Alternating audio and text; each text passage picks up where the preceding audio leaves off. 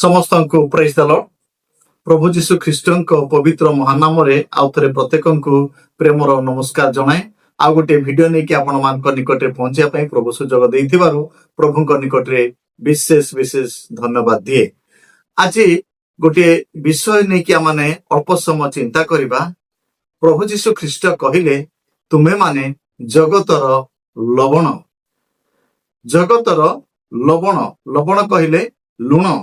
ତେବେ ପ୍ରଭୁ ଯୀଶୁ ଖ୍ରୀଷ୍ଟ ଆମମାନଙ୍କୁ ଜଗତର ଲବଣ ବୋଲିକି କାହିଁକି କହିଲେ, ସେ ବିଷୟକୁ ନେଇକି ଆପଣମାନଙ୍କ ନିକଟରେ ଦୁଇ ତିନିଟା କଥା ରଖିବା ପାଇଁ ଚାହିଁବି। ପ୍ରଥମ କଥା, ଆମେ ଚିନ୍ତା କରିବା ଲବଣର ଗୁଣ।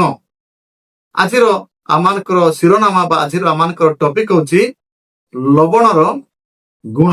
ଲବଣର ଗୁଣ କଣ ତାହା ମାନେ ଅଳ୍ପ ସମୟ ଭିତରେ ଚିନ୍ତା କରିବା। ପ୍ରଥମ କଥା ହଉଛି ଲବଣ ବା ଲୁଣ ସମସ୍ତ ପଦାର୍ଥରେ ମିଶେ। ତାହା ପ୍ରଥମରେ କିଛି ଆକାର ନେଇକି ଥାଏ, ମାତ୍ର ସେ ଯୋଉ ଜାଗାରେ ପଡେ ତାର ସମସ୍ତ ଆକାରକୁ ସେ ହରେଇ ଦିଏ। ନିଜର ଆକାରକୁ ସେ ହରେଇ ଦିଏ। ସେ ଦେଖାଯାଏ ନାହିଁ, ସେ କଣ କରେ, ସବୁ ଜାଗାରେ ମିଶିଯାଏ। ଲୁଣର ଗୋଟେ ଗୁରୁତ୍ୱପୂର୍ଣ୍ଣ ଗୁଣ ହଉଛି ସେ ସବୁ ଜାଗାରେ ମିଶେ। ପ୍ରଭୁ ଯୀଶୁ ଖ୍ରୀଷ୍ଟ ଆମମାନଙ୍କୁ କହିଲେ, ତୁମେ ଜଗତର ଲବଣ କହିଲେ ଆମମାନଙ୍କୁ ସମସ୍ତଙ୍କ ସହିତ ମିଶିବାକୁ ପଡିବ। ସମସ୍ତଙ୍କ ସହିତ ପ୍ରେମରେ ଆମେ ମିଳନରେ ରହିବାକୁ ପଡିବ। ଆଉ ସେଥିପାଇଁ କହିଲେ, ଆଉ ତୁମେ ଜଗତର ଲବଣ। ଲବଣ ସବୁ ଜାଗାରେ ପଡେ। ଆପଣ ଦେଖିବେ ଆଉ ବିଭିନ୍ନ ସ୍ଥାନରେ ଲବଣର ବ୍ୟବହାର ହେଇଥାଏ। ଯେକୌଣସି ହୋଟେଲରେ ଆମେ ଯେତେବେଳେ ଖାଇବାକୁ ଯାଉ, ପାଣି ଗ୍ଲାସ ଦେଉ ଆଉ ଲୋକମାନେ ଲୁଣ ଟେବୁଲରେ ଠିଆ ହେଇଥିବା ଆମେ ଦେଖିଥାଉ। ଆଉ ଲୁଣ ଏକ ଆଦରର ବିଷୟ, ସମ୍ମାନର ବିଷୟ ଏବଂ ସବୁ ଜାଗାରେ ମିଶିବାର ଏକ ଉତ୍ତମ ପଦାର୍ଥ ହଉଛି ଲବଣ। ସବୁ ଜାଗାରେ ଲୁଣ ମିଶେ। ଆଉ ଆମମାନଙ୍କୁ ପ୍ରଭୁ ଯୀଶୁ ଖ୍ରୀଷ୍ଟ ତୁମେ ଜଗତର ଲବଣ କହିଲେ ଆମେ ସମସ୍ତଙ୍କ ସହିତ ମିଶିବା।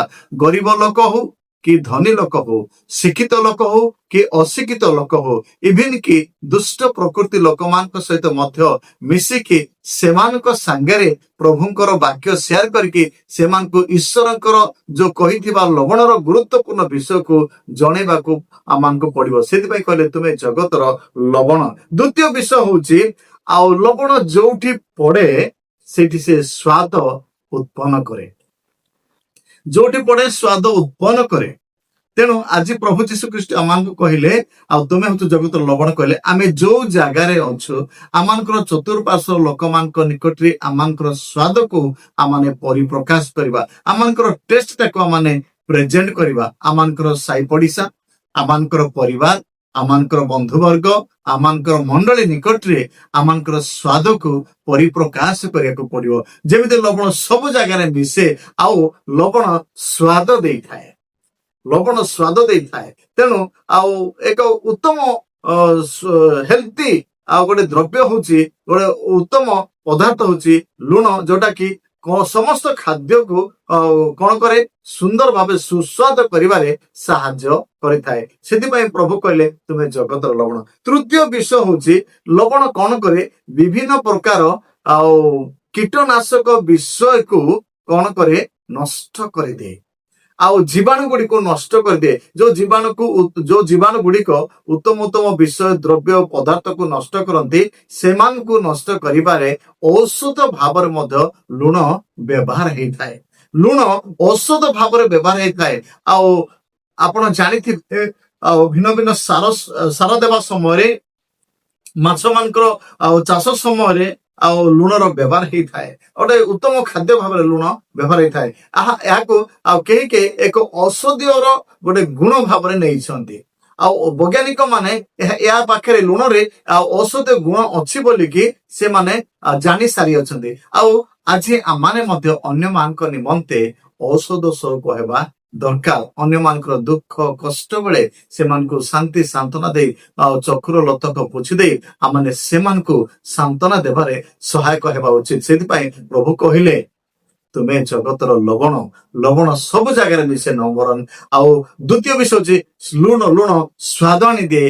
ଏବଂ ତୃତୀୟ ବିଷୟ ହଉଛି ଲୁଣ ଏକ ଔଷଧ ଭାବରେ କାର୍ଯ୍ୟ କରିଥାଏ। ଏବଂ ଶେଷରେ ଆଉ ଲୁଣରେ ସହଜରେ ପୋକ ଲାଗେ ନାହିଁ। ପୋକ ଲାଗେ ନାହିଁ। ପ୍ରଭୁ ଆମମାନଙ୍କୁ ଅନୁଗ୍ରହ କରନ୍ତୁ, ଆଶୀର୍ବାଦ କରନ୍ତୁ। ପ୍ରଭୁ ଯୋଉ ଆମକୁ କହିଛନ୍ତି ତୁମେ ଜଗତର ଲବଣ, ଏଇ 4ଟି ଗୁଣ ଆମ ପାଖରେ ଆଜି ଅଛି। ତ ଆମେ ଚିନ୍ତା କରିବା, ଆମେ ସବୁ ଜାଗାରେ ମିଶୁ, ଆମେ ସ୍ୱାଦ ଉତ୍ପନ୍ନ କରୁ ଏବଂ ଆମମାନେ ଔଷଧ ଭାବରେ ବ୍ୟବହାର ହଉ ଏବଂ ଶେଷରେ ଆମଙ୍କ ପାଖରେ କୌଣସି ପାପର କୀଟାଣୁ ଲାଗିନାହିଁ ତ? ଆମ ପାଖରେ କୌଣସି ପାପ ବସା ବାନ୍ଧିକି ନାହିଁ ତ? କାରଣ ଲୁଣ ପାଖରେ କୀଟାଣୁ ବା ରୋଗ ନଥାଏ। ପ୍ରଭୁ ଆଜି ଏମାନଙ୍କୁ ଦୟା କରନ୍ତୁ। ଆଉ ଏଇ ସମସ୍ତ ଗୁରୁତ୍ୱପୂର୍ଣ୍ଣ ବିଷୟକୁ ନେଇ ପ୍ରଭୁ କହିଲେ ତୁମେ ଜଗତର ଲବଣ। ଆଉ ଯଦି ବା ଏହା ଏକ ନର୍ମାଲ କଥା, ସାଧାରଣ କଥା, କିନ୍ତୁ ଏହା ଭିତରେ ଅନେକ ଗୁଡିଏ ରହସ୍ୟ ବିଷୟ ରହିଅଛି। ପ୍ରବଳ୍ପ ଚିନ୍ତାରେ ମତେ ପୁଣି ଆପଣମାନଙ୍କୁ ଆଶୀର୍ବାଦ କରନ୍ତୁ। ଧନ୍ୟବାଦ।